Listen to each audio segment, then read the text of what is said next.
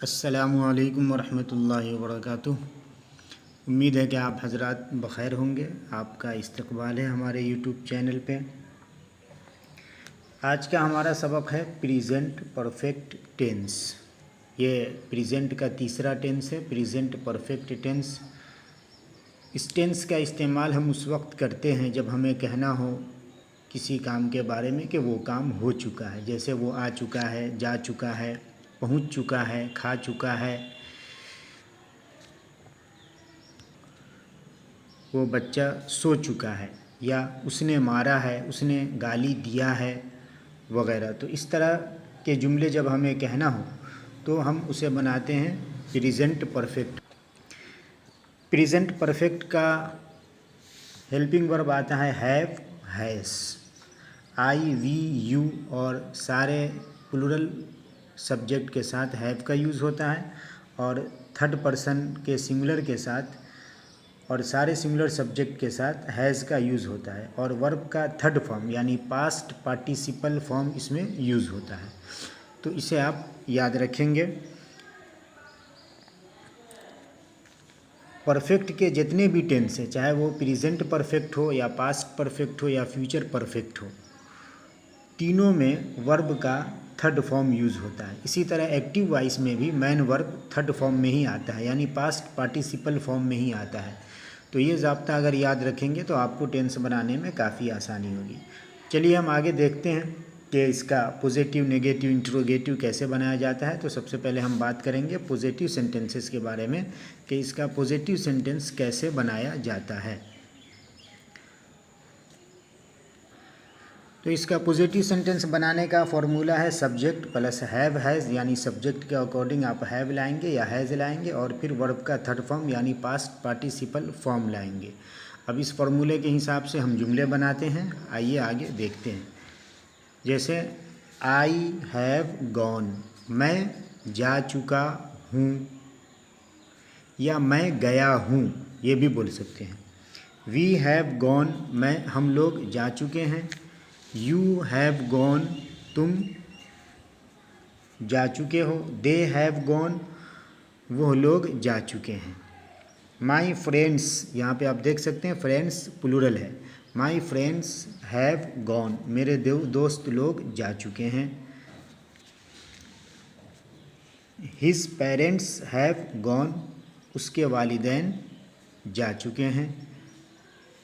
Rashid and Aman have gone, Rashid और अमन जा चुके हैं, या राशिद और अमन गए हैं, ये भी बोल सकते हैं। तो यहाँ पर आप देख सकते हैं कि हम यहाँ पर दो सब्जेक्ट लाए हैं, एक राशिद है और दूसरा अमन है। दोनों को हमने एंड के ज़रिए से जोड़ा है। तो इस तरह का अगर कोई सब्जेक्ट हो गया एंड के ज़रिए से आप जोड़कर सब्जेक्ट बना रहे हैं जहाँ पर डूअर दो होगा, तो ऐसी सूरत में भी हैव का यूज़ होगा। Rashid and Aman have gone. इसी तरह हम कह सकते हैं all the students have gone, सारे तलबा, सारे बच्चे जा चुके हैं। तो कहने का मकसद ये है कि सब्जेक्ट चाहे जिस शक्ल में भी प्लूरल आए तो उसके साथ हम हैव का यूज़ करेंगे। उसके अलावा हम आई, वी और यू के साथ हैव का यूज़ करेंगे। तो इस तरीके से ये पॉजिटिव सेंटेंस इसका बन जाता है। अब अगली मिसाल हम देखते हैं कि हैज़ का यूज़ हम कैसे करें। जब हमारा सब्जेक्ट थर्ड पर्सन का सिमिलर होता है, जैसे ही, शी, इट, इसी तरीके से जैसे हम बोलते हैं दिस बॉय, दैट बॉय, तो ऐसी सूरत में हम जो है हैज़ का यूज़ करते हैं। तो हमारा सब्जेक्ट जब थर्ड पर्सन का सिमिलर होगा तो हैज़ का यूज़ करेंगे। जैसे ही has gone, she has gone, it has gone.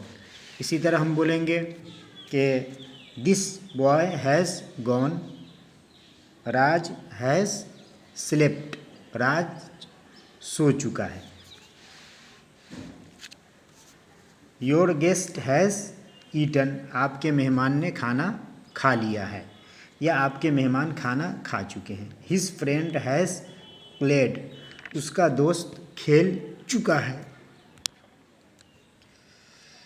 Her brother has beaten, उसके भाई ने मारा है। अब हम चूँकि उर्दू में इस तरह तर्जमा नहीं करते कि उसका भाई मार चुका है, हम इसका तर्जमा करेंगे हर ब्रदर हैज़ ईटन, उसके भाई बीटन, उसके भाई ने मारा है। हर ब्रदर हैज़ बीटन, उसके भाई ने मारा है। इसी तरह शी हैज़ वर्कड, वो काम कर चुकी है या उसने काम कर लिया है। तो आपने देखा कि पॉजिटिव सेंटेंसेस के अंदर हमने हैव और हैज़ का इस्तेमाल किस तरीके से किया है। तो ज़ाब्ता यहाँ पर यह हुआ कि अगर हमारा सब्जेक्ट आई, वी, यू, दे या किसी भी प्लूरल शक्ल में अगर हमारा सब्जेक्ट है तो हम उसके साथ हैव का यूज़ करेंगे, और अगर हमारा सब्जेक्ट थर्ड पर्सन का सिंगुलर है जैसे ही, शी, इट या कोई भी नाउन है, या इसी तरह पजेसिव एडजेक्टिव के साथ अगर हम कोई नाउन लगाते हैं और पजेसिव एडजेक्टिव के साथ आने वाला नाउन अगर हमारा सिंगुलर नाउन है तो ऐसी सूरत में हैज़ का यूज़ होगा। तो ये पॉजिटिव बनाने का तरीका आपने जान लिया। आगे हम जानेंगे कि प्रेजेंट परफेक्ट का नेगेटिव सेंटेंस बनाने का तरीका क्या होगा। तो नेगेटिव सेंटेंस बनाने का तरीका होगा कि subject plus have has plus not plus verb का थर्ड फॉर्म। आप इस तरीके से यूँ भी कह सकते हैं कि पॉजिटिव सेंटेंसेस में हैव हैज़ के बाद नॉट बढ़ा देने से नेगेटिव सेंटेंस बन जाता है। तो ये बहुत आसान है। जैसे आप देखिए यहाँ पर आप कह सकते हैं I have not seen, we have not seen, you have not seen, they have not seen, your friends have not seen, कि तुम्हारे दोस्तों ने नहीं देखा है। इसी तरह ही हैज़ नॉट अराइव्ड, वो नहीं पहुंचा। शी हैज़ नॉट अराइव्ड, वो नहीं पहुंची। My friend has not arrived, मेरा दोस्त नहीं पहुंचा। That boy has not arrived, वो लड़का नहीं पहुंचा। That student has not arrived, वो तालिब इल्म नहीं पहुंचा। तो इस तरीके से आप इसके जुमले बना सकते हैं। मैंने यहाँ पर सब्जेक्ट नहीं लिखा है, आप अपने हिसाब से सब्जेक्ट के अकॉर्डिंग कोई सा भी हेल्पिंग वर्ब के अकॉर्डिंग कोई सा भी सब्जेक्ट आप इसमें लगा के जुमला बना सकते हैं। ये बहुत आसान है। मुख्तसरन इतना समझिए कि पॉजिटिव में हैव या हैज़ के बाद नॉट लगा देने से नेगेटिव सेंटेंस बन जाता है। आगे हम बात करेंगे इंट्रोगेटिव सेंटेंसेस बनाने के बारे में। इंट्रोगेटिव सेंटेंस आपको पता होगा कि इंट्रोगेटिव सेंटेंस उसे कहते हैं जिसके ज़रिए से हम सवाल करते हैं, किसी काम के होने या न होने के बारे में सवाल करते हैं। जब हम किसी काम के होने के बारे में सवाल करते हैं तो नॉट नहीं लगाते हैं, इसलिए हमने नॉट को ब्रैकेट में लिख दिया। और जब किसी काम के न होने के बारे में हम सवाल करते हैं तो उस वक्त हम नॉट लगाते हैं। इंट्रोगेटिव बनाने का तरीका ये होता है कि हम सबसे पहले हेल्पिंग वर्ब को लाते हैं। किसी भी टेंस का, पास्ट, प्रेजेंट, फ्यूचर के किसी भी टेंस का, एक्टिव वॉइस हो या पैसिव वॉइस हो, जब हम उसका इंट्रोगेटिव बनाएंगे तो उस टेंस का हेल्पिंग वर्ब पहले लाएंगे, सब्जेक्ट को बाद में रखेंगे, और उसके बाद अगर ज़रूरत है तो नॉट लगाएंगे, अगर ज़रूरत नहीं है तो नॉट नहीं लगाएंगे। तो इस तरीके से हमारा सब जुमला बन जाएगा। जैसे हैज़ ही कम, क्या वो आ चुका है, या हैज़ ही नॉट कम, क्या वो नहीं आया है। हैज़ शी नॉट कम, क्या वो नहीं आई है। हैज़ योर ब्रदर अराइव्ड, क्या आपका भाई पहुंच गया है। हैज़ द चाइल्ड स्लेप्ट, क्या बच्चा सो गया है। या has the child not slept, क्या बच्चा नहीं सोया है। तो इस तरीके से हम जुमले बनाएंगे इंट्रोगेटिव का। तो दोस्तों देखा आपने कि कैसे इंट्रोगेटिव सेंटेंसेस बनाए जाते हैं। मैंने सबसे पहले आपको जो है ना ये हैज़ से कई सारी मिसालें बनाकर दिखाया है। इससे आपको समझ में आ गया होगा कि इंट्रोगेटिव सेंटेंसेस कैसे बनाते हैं। अब हम हैव से जो है कुछ मिसालें बनाते हैं। जैसे देखिए, हैव आई नॉट अराइव्ड, क्या मैं नहीं पहुंचा हूं।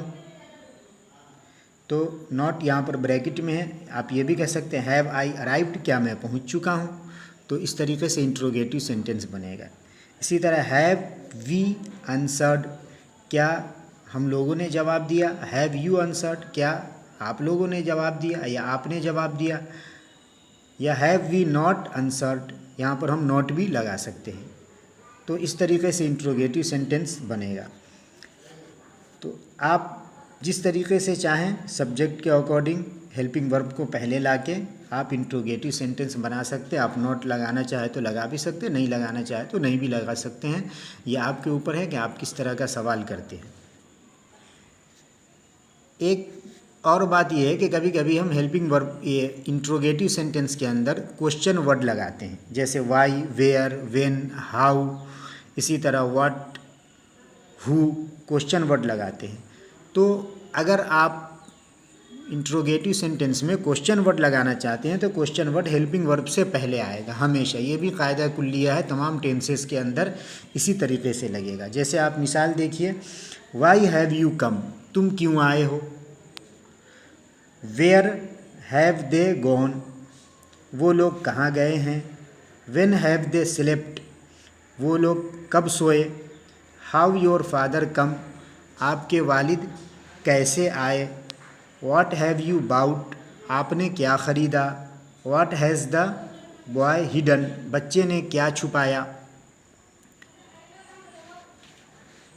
तो इस तरीके से आप जुमले बना सकते हैं। हु हैज़ क्राइड, कौन चिल्लाया। तो अगर आप क्वेश्चन वर्ड लगाते हैं, इसका दूसरा नाम WH फैमिली भी है। अगर आप इंट्रोगेटिव सेंटेंस में क्वेश्चन वर्ड लगाते हैं तो क्वेश्चन वर्ड की जगह होती है हेल्पिंग वर्ब से पहले। क्वेश्चन वर्ड अगर आप लगाते हैं तो आपका सवाल क्वेश्चन वर्ड से शुरू होगा, वरना आपका सवाल हेल्पिंग वर्ब से शुरू होगा। आप हेल्पिंग वर्ब का फर्स्ट लेटर कैपिटल लेटर में लिखेंगे और लास्ट में क्वेश्चन मार्क ज़रूर लगाएंगे। इसमें नए स्टूडेंट जो होते हैं वो गलती करते हैं, क्वेश्चन मार्क नहीं लगाते हैं, तो इसका ख़ास ख्याल रखेंगे। उम्मीद है कि आपको ये टेंस समझ में आ गया होगा। आप वर्ब्स को याद करें और उसके तमाम फॉर्म को, first form, second form, third form को आप याद रखेंगे और उस एतबार से और भी बहुत सारी मिसालें आप बना सकते हैं। तो उम्मीद है कि आपको ये टेंस समझ में आ गया होगा। शुक्रिया, जज़ाकल्लाह।